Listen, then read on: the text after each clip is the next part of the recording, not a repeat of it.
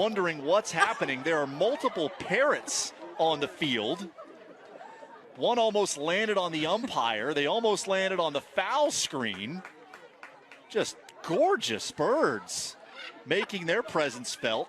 And the game has become a total sideshow to everyone watching these birds in flight.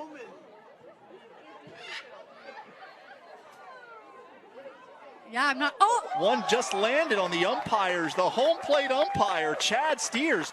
Is this part of the show? What is happening right now? Chad Steers is the home plate umpire. That bird looks extremely comfortable on his left shoulder. Members of the UCF grounds crew have come out. One of them calmly removes the parrot, much more calmly than I would have done.